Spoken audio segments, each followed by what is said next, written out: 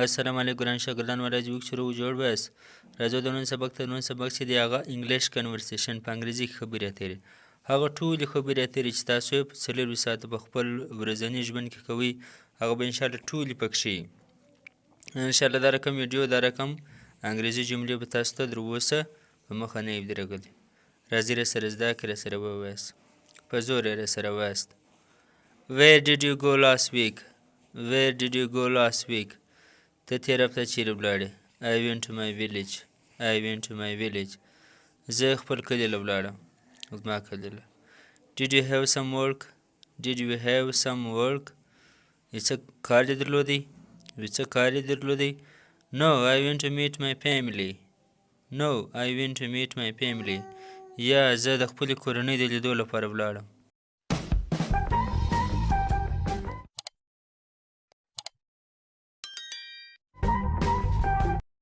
Why did you come so soon? Why did you come so soon? ولې دونه ژر راغلې I have a lot of work here. I have a lot of work here. زه دلته ډېر کار لرم How long is your holiday? How long is your holiday? ستاسو چټي رخصتي څومره ده My holiday ends tomorrow. My holiday ends tomorrow. زما رخصتي سبا ختمیږي How hot is it there? How hot is it there?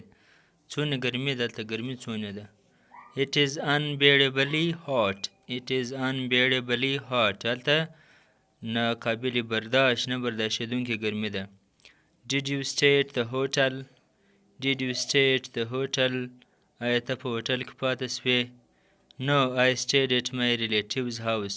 No, I stayed at my relative's house. د دوستانو په کور کې پاته سوم Did you go by bus or plane? Did you go by bus or plane? په بس کې ولاړې که په جهاز کې We went in our car. We went in our car. موږ په موټر کې ولاړو How long did it take to get there? How long did it take to get there? هلته په رسېدو کې څونه وخت واخیستی We reached there in 12 hours. We reached there in 12 hours. په 12 غنټې کې ورسېدو د hours د H نه دی لیکل سوی hours غنټې Did anything happen on the way? Did anything happen on the way? پر لار خو به څه نه وي پېښ سوي I felt a little nauseous. I felt a little nauseous. ما دې لږ خوا راګرځېدل nauseous هغه څوک چې خوا یې راګرځي Where did you eat? Where did you eat? تاسو چیرې ډوډۍ وخوړل We stopped at a restaurant. We stopped at a restaurant. موږ په یو هوټل کې ودرېدلو رسټورنټ مسافرخانه او ډوډۍ How was the food? How was the food? خواړه څنګه وه The food was below average. The food was below average. در اوسط لږ کښته وه درمنځني درمیانه لږ کښته وه ټیټ خواړه وه معنا اول نه وله Did you reach there in one day? Did you reach there in one day? آیا تاسو په یوه ورځ کې ورسېدلاست هلته Yes, we reached there the same day. Yes, we reached there the same day. و په دغه ورځ ورسېدلو How many people were there? How many people were there? څو خلک وه All my relatives were there. All my relatives were there. زما ټوله قریبانو دوستانو Whom did you go with? Whom did you go with? د چا سره ولاړلاست Who معنا د چا سره Who معنا څوک I went with my family. I went with my family. زه له خپلې کورنۍ سره ولاړم زما له کورنۍ سره How many days did you stay there?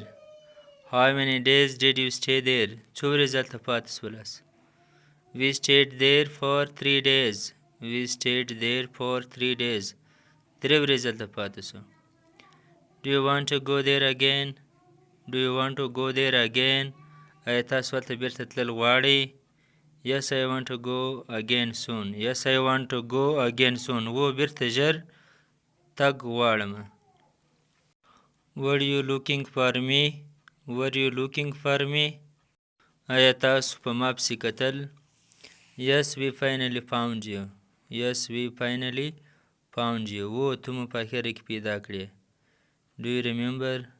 Do you remember? په یاد یې دي No, I will think and tell.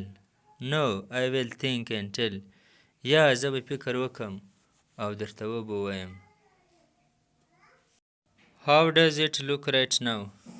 How does it look right now? اوس سمدلاسه څنګه ښکاري؟ right now معنا فعل سمدلاسه. It does look very good. It does look very good. بالکل ډېر ښه ښکاري. دلته چې does په ساده جمله کې راسي دلته بیا د بالکل معنا راځي، یقینا معنا راځي. Why you are taking so long? Why are you taking so long? ته ولې دونې وخت په نیسې؟ ته ولې دونې وخت اخې؟ I am trying to do it quickly. I am trying to do it quickly. زه کوشش کوم چې دا ژر وکم په چټکتیا سره. مننه ګران شاګردانو، دا و زموږ د نن سبق انګلیش کنورسیشن. دا د دوو کسانو په منځ کې چې کومې خبرې زموږ شاګردان یا اکثر هغه د انګریزي زده کوونکي و خبرو ته ډېر ضرورت لري.